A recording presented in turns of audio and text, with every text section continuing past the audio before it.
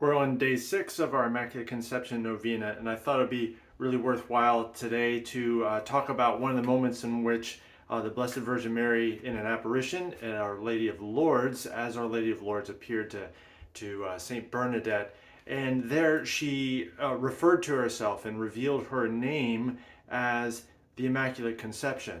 Now, the doctrine of the Immaculate Conception had been finally formalized in 1854, I believe, and this is taking place in 1858, so just a couple of years after that in France. Now I'm sure that most of you are probably very familiar or maybe even visited Lourdes, France, but it's worthwhile to, in the context of this novena, to go back and think through just a little bit and pray through what took place there. So we have this very poor, uneducated girl who is receives this miraculous vision, this apparition of this beautiful lady. She would speak about the Blessed Virgin Mary as being someone more beautiful than anyone I've ever seen, any more beautiful uh, than um, than anyone that she had ever known. And there's so many layers to the way this all comes together, because you have this poor simple peasant girl, and just a very wonderful young little lady, but nothing remarkable in any kind of a human way other than the integrity and the honesty of her faith.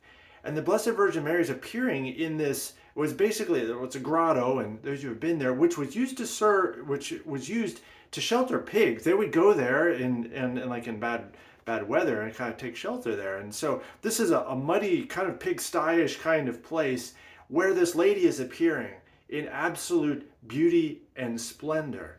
And there's so many layers to the different gestures that the Blessed Virgin Mary asked her to fulfill. For one, processing there with a lit candle and asking for a chapel to be built there, but also asking Saint Bernadette to dig in the mud in order to get some water and drink it. Now the pigs were there or had been there, and also as well to eat some of the bitter herbs there. There's some deep biblical significance behind these things, which I'm not going to unpack, and I can let you do that yourselves. It's available on the internet. You can just to go to the Lourdes Sanctuary website, and you can unpack some of the things there. There's some articles on the internet that beautiful about the significance, the relating to the Israelites in the desert, that were relating to the Passover, Christ, the Paschal Lamb, and the bitter herbs.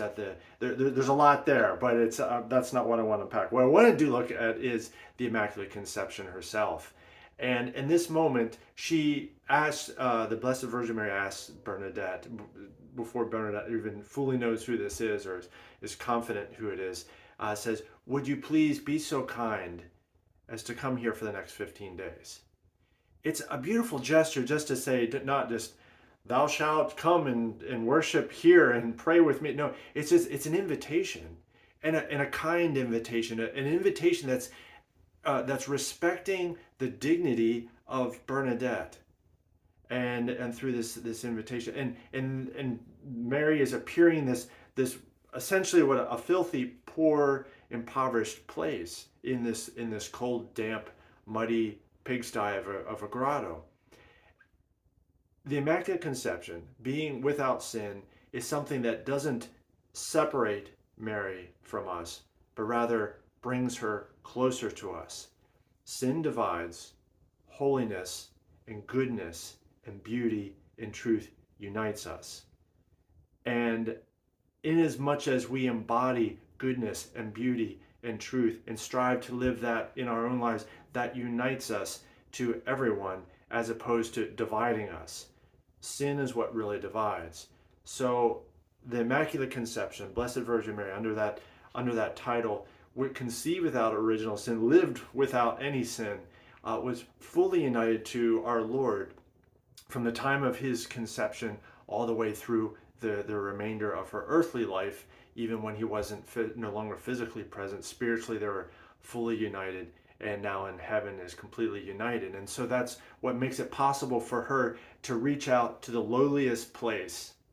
And it's not a lowering of herself or it's somehow leaving behind the glories of heaven in order to, well, I guess I have to leave this aside, and if I want to reach out, no, she's able to bring it and embody and ennoble every place where she is in every soul. And it's that respect that she has for Bernadette that she has for each and every one of us. It's an invitation of goodness and beauty coming from the purest of hearts and the purest of desires for us. Purity and holiness and beauty is something we can trust.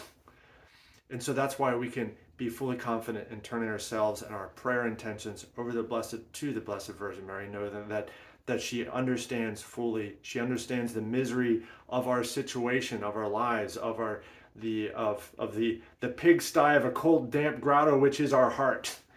And she's willing to show up there.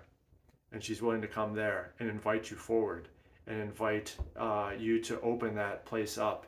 And she might just ask you something simple. Well, just light a candle and do a procession. Just come here. Would you do me the favor of coming here for the next 15 days? Well, we're doing 9 days of coming to the Blessed Virgin Mary, and we'll be celebrating her feast day on Monday the 9th. So continue praying for each other. Continue opening your heart, allowing the Blessed Virgin Mary to be present. She wants to spend time with you. Allow her to do that. And I'll be praying for all of you. God bless you.